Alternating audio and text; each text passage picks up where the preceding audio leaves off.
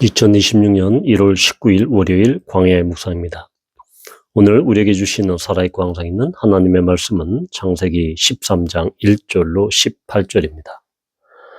아브라함이 애굽에서 그와 그의 아내와 모든 소유와 롯과 함께 네겝으로 올라가니 아브라함의 가축과 은과 금이 풍부하였더라.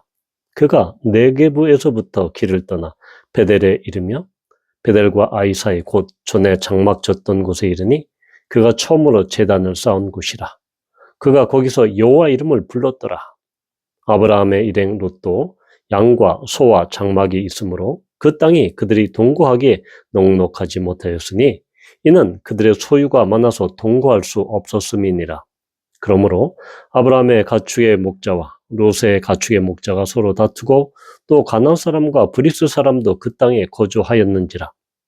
아브라함이 롯에게 이르되 우리는 한 친족이라. 나나 너나 내 목자나 내 목자나 서로 다투게 하지 말자. 네 앞에 온 땅이 있지 아니하냐? 나를 떠나가라. 내가 좌하면 나는 우하고 내가 우하면 나는 좌하리라. 이에 롯이 눈을 들어 요단 지역을 바라본즉 소알까지 온 땅에 물이 넉넉하니 여호와께서 소돔과 고모라를 멸하시기 전이었으므로 여호와의 동산 같고 애굽 땅과 같았더라. 그러므로 롯이 요단 온 지역을 택하고 동으로 옮기니 그들이 서로 떠난지라. 아브라함은 가나안 땅에 거주하였고 롯은 그 지역의 도시들에 머무르며 그 장막을 옮겨 소돔까지 이르렀더라. 소돔 사람은 여호와 앞에 악하며 큰 죄인이었더라. 롯이 아브라함을 떠난 후에 여호와께서 아브라함에게 이르시되 너는 눈을 들어 너 있는 곳에서 북쪽과 남쪽 그리고 동쪽과 서쪽을 바라보라. 보이는 땅을 내가 너와 내 자손에게 주리니 영원히 이르리라. 내가 내 자손이 땅에 티끌 같게 하리니 사람이 땅에 티끌을 능히 셀 수 있을진데 내 자손도 세리라. 너는 일어나 그 땅을 종과 행으로 두루 다녀보라. 내가 그것을 내게 주리라. 이에 아브라함이 장막을 옮겨 헤브론에 있는 마므레 상수리 수풀에 이르러 거주하며 거기서 여호와를 위하여 제단을 쌓았더라. 아멘. 아브라함은 기근으로 인해서 이집트의 롯과 그리고 그 아내 식솔들을 이끌고 이집트에 내려갑니다.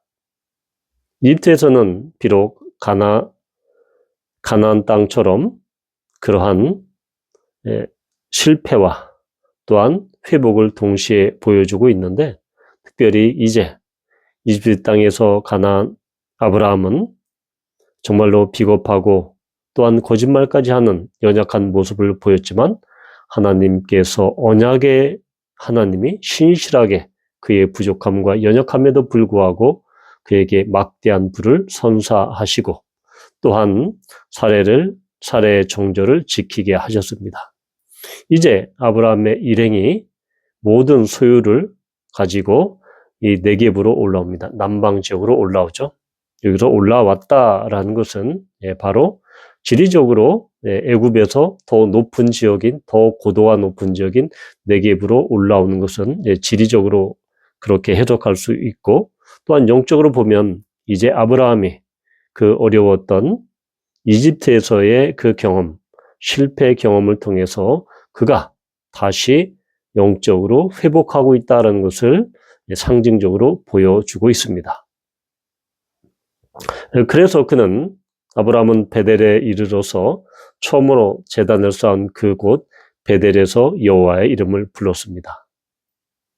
그는 처음 신앙 하나님과 그 첫 헌신과 신앙이 있었던 베델을 기억했고 또한 거기서 여호와의 이름을 불렀다라는 것은 단순히 주여 주여 하나님 하나님이라고 그렇게 부르는 그런 의미보다는 바로 공식적으로 그 이방 땅에서 하나님의 영광을 선포하며 하나님의 주되심을 선포하는 공식적인 예배 선포였다.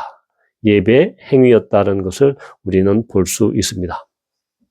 그런데 그들이 이집트에서 받은 그런 막대한 가축 때문에 그 중앙산지에서 이 두 가족이 함께 있을 수 없는 상황이 발생했습니다.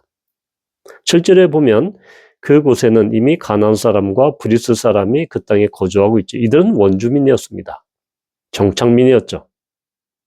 그런데 아브라함과 롯은 유대 유목민의 생활을 하고 있는 그런 이주민의 신분이었습니다.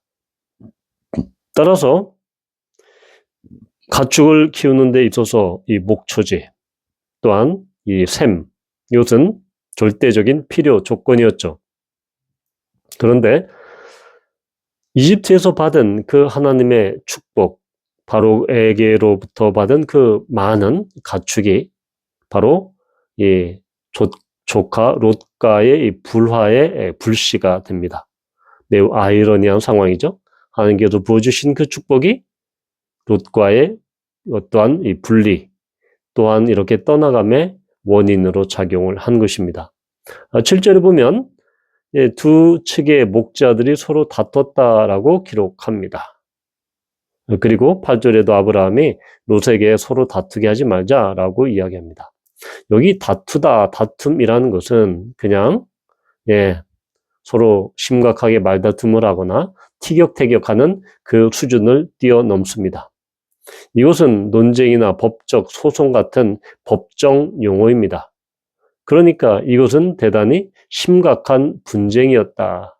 목초지와 또한 셈을 가지고 이 많은 가축이 적은 지역에서 그렇게 생존하다 보니까 서로 이렇게 법적 소송까지 불사할 정도로 서로 감정의 골은 깊어진 것입니다. 이러한 갈등의 상황에서 아브라함이 먼저 이야기하죠. 사실 아브라함은 조카 롯과의 그 이야기에서 아브라함이 그러한 삼촌으로서 당연히 우선권이 있습니다. 그런 당시 고대 근동 문화를 보면 그런데 아브라함은 먼저 롯에게 제안합니다. 네가 먼저 선택하라. 그런데 우리는 여기에서 아브라함이 이렇게 양보하고 어떤 겸양의 미덕, 따라서 우리는 그리스도인은 양보해야 합니다. 또한 겸양의 미덕을 발휘합니다. 라는 그런 도덕적인 그런 수준에서 우리는 아브라함의 양보를 해석할 수 있을 것인가? 물론 이 양보의 미덕, 도덕적인 수준에서 양보의 미덕도 아브라함을 통해서 바라본 하나의 교훈이 될 수 있습니다. 그러나 이 아브라함의 양보를 단순히 도덕적인 수준에서 본다고 하면 그것은 이 사건의 본질을 놓칠 수 있는 것입니다.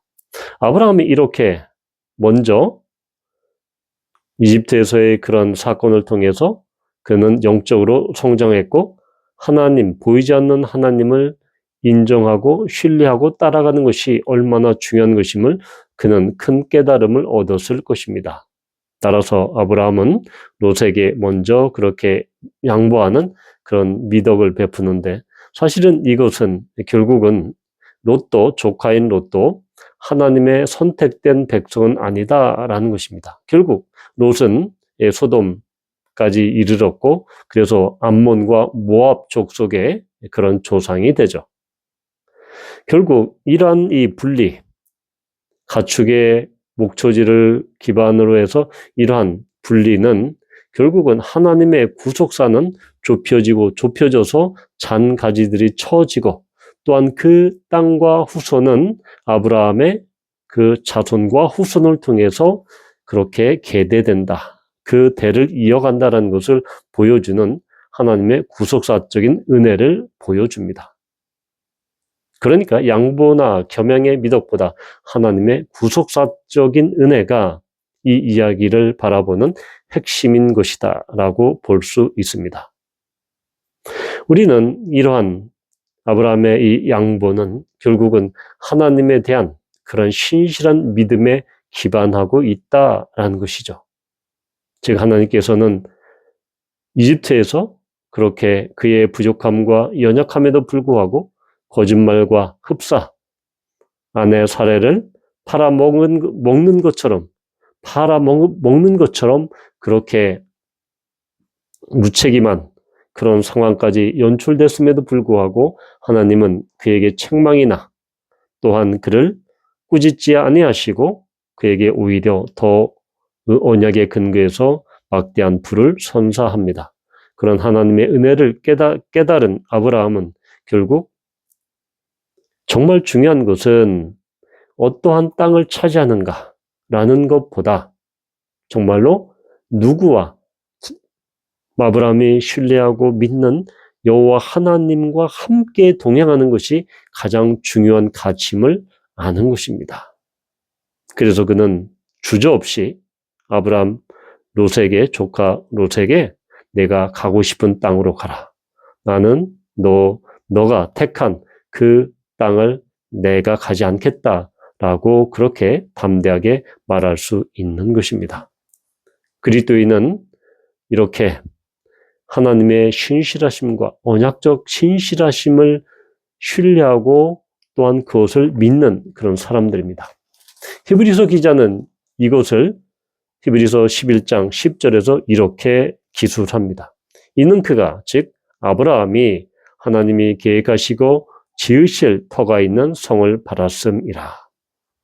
즉 롯은 그가 눈에 보기에 좋은 땅을 차지했지만 하나님께서는 아브라함은 하나님의 그 계획 그리고 하나님을 함께 예배할 수 있는 하나님을 예배할 수 있는 그 성을 온전히 바라보았습니다. 그것을 소망했던 것입니다.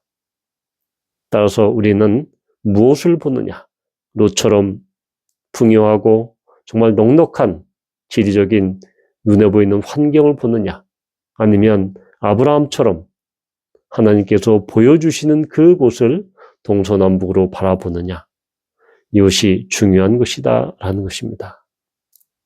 우리는 어떠한 갈등 상황에 생기거나 어떠한 것을 결정할 때 눈에 보이는 경제적이고 또한 여러 가지 지리적인 조건들, 특별히 이 시대에서 자본주의 영향 때문에 우리는 그 만몬신의 돈의 위력을 실감합니다. 모든 것을 경제적인 관점으로 바라봅니다. 경제적인 눈을 들어서 바라봅니다. 그러나 아브라함처럼 믿음의 눈을 들어서 하나님께서 보이시게 하는, 보여주시는 그 땅을 그 관점으로 바라보아야 함을 우리는 알게 됩니다. 바라기는 정말 세상의 가치처럼, 세상의 그런 지배적인 구조처럼 경제적인 관점으로 어떤 사태나 어떤 사건이나 어떠한 선택 사항에서 그것을 바라보기보다 진정으로 하나님께서 보여주시는 그것이 비록 물질적이고 경제적인 이득이 없는 우리의 눈에 보기에 이득이 없는 것이라 할지라도 하나님께서 보여주시는 그 땅으로 가는 것이 하나님의 백성된 자의 그러한 관점이다라는 것을 보게 됩니다. 우리는 어디를 바라봅니까? 롯처럼 풍성하고 넉넉한 그 땅을 바라봅니까? 아니면 아브라함처럼 하나님께서 보여주시는 그러한 동서남북을 바라봅니까? 온전히 하나님께서 보게 하시는 그 땅을 그 관점으로, 그 견해로, 그 입장으로 바라보는 하나님의 눈으로 바라보는 우리 모두가 되기를 축원합니다. 아멘.